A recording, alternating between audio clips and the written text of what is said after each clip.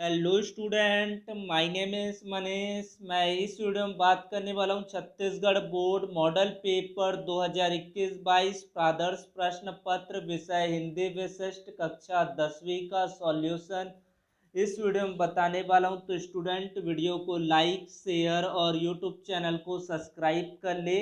इसका PDF Telegram पर update है, लिंक डिस्क्रिप्शन पर है, जहाँ से इसे डाउनलोड करें। प्रश्न क्रमांक पहला का सही विकल्प चुनकर लिखिए। पहला प्रश्न, बालारुण शब्द का सही अर्थ है, तो इसका उत्तर होगा ब, उगता हुआ सूरज। कनाथ कौन थे? तो ऑप्शन नंबर ब, ऋषि। माटी वाली गद्य की कौन सी विधा है? कहानी। दुब्बर बर दू आषाढ़ का अर्थ है गरीबी पर दोहरा आर्थिक भर पड़ना। ठूंठ का पेड़ प्रतीक है निर्जीवता। दूसरा प्रश्न, रिक्त स्थानों की पूर्ति कीजिए। जेब कतरे को लेखक के जेब से कुल डैश रुपये मिले, तो इसका उत्तर क्या होगा? 9 रुपये। घिसा ने अपने गुरु साहब को उपहार में डैश दिया। क्या दिया? तरबूज। विजन का शाब्दिक अर्थ क्या होता है? निर्जन। हटीली अलसी में कौन सा अलंकार है? तो हटीली अलसी में मानवीकरण अलंकार है। वीर नारायण सिंह डैश के जमींदार थे, तो इसका उत्तर क्या होगा? सोना खान। प्रश्न क्रमांक पहला का उचित संबंध जोड़िए, सही जोड़ी मिलाइए। अपनी अपनी बीमारी का मिलान करेंगे हरिशंकर परसाई। मधुलिका का होगा पुरस्कार। पंडवानी का आएगा तीजन बाई। बरब्बे छंद का होगा आपका अर्ध सममात्रिक। जीवन और यौवन का कवि आरसी प्रसाद सिंह। उसके बाद प्रश्न क्रमांक 2, विंध्य और सतपुड़ा को लेखक ने किस रूप में चित्रित किया है? तो इसका उत्तर क्या होगा? विंध्य और सतपुड़ा का यह क्षेत्र अत्यंत मनोहारी है। इसे मैकल के नाम से जाना जाता है। मैकल पर्वत की दाहिनी भुजा विंध्याचल एवं बाईं भुजा सतपुड़ा है। इन दोनों के बीच नर्मदा प्रवाहित होती है। पूर्व और पश्चिम तक संपूर्ण भारत को यह अपनी विशालता से हरियाली और प्राकृतिक सौंदर्य प्रदान करते हैं। प्रश्न क्रमांक तीसरा, जब जनता की भौहें क्रोध में तन जाती है तो क्या क्या होता है? जब जनता की भौहें क्रोध में तनती है तो परिवर्तन की आंधी चलने लगती है, धरती हिल जाती है और तूफान उठने लगती है।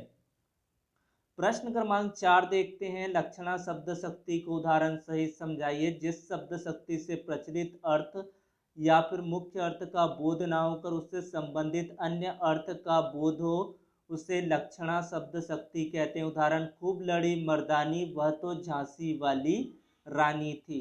प्रश्न क्रमांक 5, कविता में अतिथियों और चिड़ियों में दो समानताएं लिखिए। कविता में अतिथियों और चिड़ियों में यह समानता बताई गई है कि दोनों आमंत्रित अतिथियों की भांति मात्र औपचारिकता पूरी करने हेतु किसी समारोह में उपस्थित हुए और फिर बाहर से ही लौट गए। सब मार्गी शाखा के दो कवि और उनकी एक एक रचनाएं लिखना है। तुलसीदास रामचरितमानस, विनय पत्रिका, सूरदास का सुरसागर और साहित्य लहरी। प्रश्न क्रमांक 7वां, कविता में एक माँ के द्वारा अपनी बेटी को किस तरह की सीख दी गई है, वह वर्तमान में कितनी प्रासंगिक और औचित्यपूर्ण है, इसके बारे में आपको लिखना है। कविता में एक माँ के द्वारा अपनी बेटी को जिस तरह से सीख दी गई है वह वर्तमान में युक्ति संगत व औचित्यपूर्ण है। काल्पनिक दुनिया में नहीं, जीवन के यथार्थ को बेटी स्वीकार करे, घर गृहस्थी के सारे कर्तव्य पूरा करे, किंतु अत्याचार न सहे, कपड़ों और गहनों के मोहक जाल में फंसकर अपनी अस्मिता ना खो दे, उसकी सरलता का लोग गलत फायदा ना उठाए। यह आवश्यक है वह जीवन की सच्चाइयों का सामना करे, लोक व्यवहार को समझे और अपना जीवन खुशहाली से जी सके।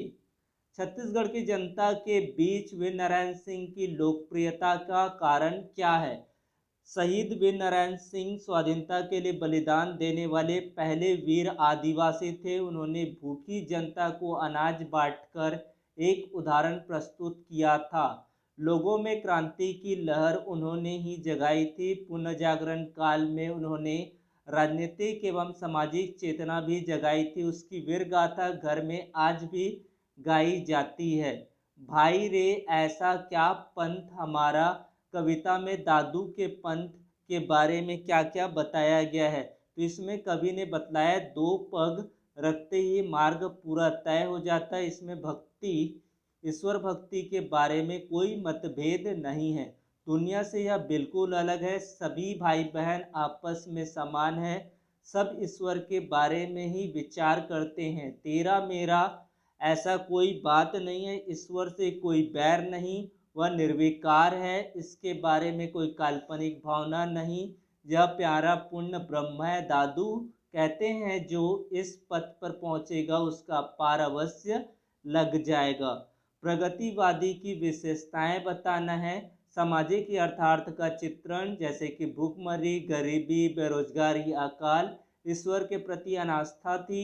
मानवीय संघर्ष के महत्व, नारी का सम्मान, नारी को शोषण मुक्त कराने का प्रयास, आर्थिक व सामाजिक समानता पर बल, वर्ग भेद समाप्त करने का प्रयास, शोषकों के प्रति विद्रोह, शोषितों के प्रति सहानुभूति प्रकट की। तो ये प्रगतिवादी की विशेषता है।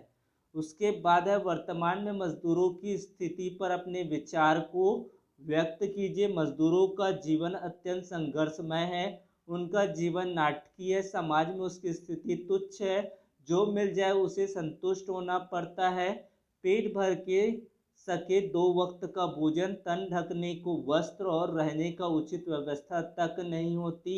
उनकी संतान की शिक्षा, स्वास्थ्य, रहन सहन का स्तर, इन सभी दिशाओं में सुधार की ओर मिल मालिकों का ध्यान नहीं जाता। उनके अथक परिश्रम पर दुनिया आनंद करती, किंतु वह अभावग्रस्त जीवन जीने में विवश हो जाता है। परसाई जी ने टैक्स को बीमारी क्यों कहा है और इसे क्यों अपनाना चाहता है। तो टैक्स को बीमारी के रूप में इसलिए देखा जा रहा है क्योंकि टैक्स पीड़ित को उसको छुटकारा नहीं मिल सकता। टैक्स जिन पर लगा रहता है वह उसकी आय का प्रमाण है। फिर टैक्स देने वाले को इनकार नहीं करना चाहिए। टैक्स बीमारी नहीं हो सकता है। टैक्स की बीमारी से लेखक समाज का सम्मानित व्यक्ति बनना चाहता है। टैक्स से उसकी सामाजिक महत्ता और आर्थिक स्तर का आकलन होगा। काबर आगास न नापत है, पंक्ति में क्या कहना चाहते हैं कवि, इसके बारे में बताना है। जो चीज़ें सहज उपलब्ध नहीं उसके पीछे भागना व्यर्थ है। इस धरती पर हमारे आसपास जो उपलब्ध है उन्हें समझकर हम आगे बढ़े। आकाश की ऊंचाई नापने के चक्कर में कहीं हम जो प्राप्य है उसे खो ना दे, कवि इसलिए सावधान करना चाहते हैं।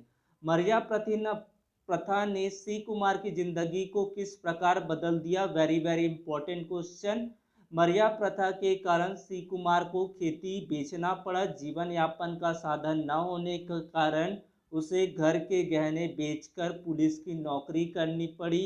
कब्जा हटवाए जाने पर उसे जनता ने मारकर घायल कर दिया। इलाज के पैसा न होने के कारण शेष जीवन कष्ट में बीता। निम्नलिखित पद्यांश की व्याख्या करना है। अमल धवलगिरी के डैश से लेकर बादल को घिरते देखा है। यह कविता आपका नागार्जुन द्वारा रचित कविता बादल को घिरते देखा है से लिया गया है। इस पद्यांश में कवि वर्षा के बादलों का आगमन एवं कमलों पर उसके बरसने का वर्णन करते हैं। कवि कहते हैं कि मैंने निर्मल श्वेत पर्वत की चोटियों पर बादल को घिरते देखा है।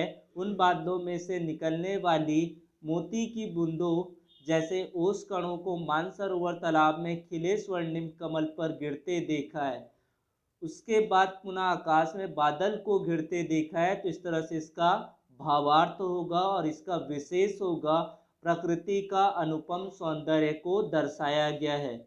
या फिर इसका अथवा वाले प्रश्न को आप कर सकते हैं। दोनों को मैंने यहाँ पर करा दिया है। दोनों में से किसी एक को आप तैयार अच्छे से कर सकते हैं। इसी बेसिस पर आपको प्रश्न आएगा। उसके बाद गद्यांश की व्याख्या करना है। तो इस तरह से आपको गद्यांश का भी व्याख्या प्रश्न क्रमांक 15 पर लिखा दिया गया है। इसका आप स्क्रीनशॉट ले लें या तो इसका PDF डाउनलोड कर सकते हैं। लिंक आपको डिस्क्रिप्शन पर मिल जाएगा। अपने क्षेत्र में पेड़ पौधों के अनियंत्रित कटाव को रोकने के लिए जिला अधिकारी को एक पत्र लिखे। सेवा में जिला अधिकारी छत्तीसगढ़ वन्य संसाधन रायपुर। पेड़ पौधों की कटाई रोकने हेतु संदर्भ में आवेदन पत्र। मैं शंकर नगर निवासी रायपुर का निवासी हूँ। मेरे क्षेत्र में इन दिनों वन्य पेड़ पौधों की निर्गम कटाई हो रही है। इस तरफ किसी वन्य पदाधिकारी का ध्यान भी नहीं जा रहा है। देश का एक जिम्मेदार नागरिक होने के नाते मेरा यह कर्तव्य बनता है कि मैं आपका ध्यान इस तरफ आकृष्ट करूं। हमारे क्षेत्र में वन्य पेड़ पौधों की कटाइयों पर कानूनी प्रतिबंध है, फिर भी पेड़ पौधों की कटाई खुलेआम हो रही है। मैं आशा करता हूं कि आप मेरी उपयुक्त शिकायत पर ध्यान देंगे और इससे जुड़े व्यक्तियों के विरुद्ध कठोर कानूनी कार्रवाई करेंगे ताकि वन्य पेड़ पौधों की अवैध कटाई को रोका जा सके और हमारी क्षेत्र की सुंदरता बनी रहे। आपसे शीघ्र कार्रवाई की अपेक्षा के साथ साथ आपका नाम देना है। उसके बाद आपका आ जाता है अपठित गद्यांश। व्यक्ति को आकर्षक कौन बनाता है? बातचीत करने की कला, उसकी सूझबूझ और वाक्य पटुता व्यक्ति की शोभा है जो उसे आकर्षक बनाती है। श्रेष्ठ वक्ता की क्या विशेषता होती है? श्रेष्ठ वक्ता अपार जन समूह को मुग्ध कर देता है। मित्रों, संबंधियों और समाज व संस्था के बीच सम्मान और स्नेह का पात्र बन जाता है। कैसे लोग समय का दुरुपयोग करते? जो लोग तिल का ताड़ बनाने जैसे बातें करते हैं, न केवल अपना बल्कि दूसरों का समय भी नष्ट करते हैं। किस प्रकार के वक्ता के लोग समीपता बनाना नहीं चाहते? विषय से हटकर बोलने वाले, अकारण अपनी बात खींचने के लिए विसंगत मुहावरों व लोकोक्तियों का प्रयोग कर उच्च स्वर में बोलने वाले उबालू होते हैं। ऐसे वक्ता हर कोई दूरी बनाने का प्रयास करता है। तो इस तरह से आप पूरे का उत्तर देख सकते हैं। श्रेष्ठ व कुशल वाचन का क्या मापदंड है?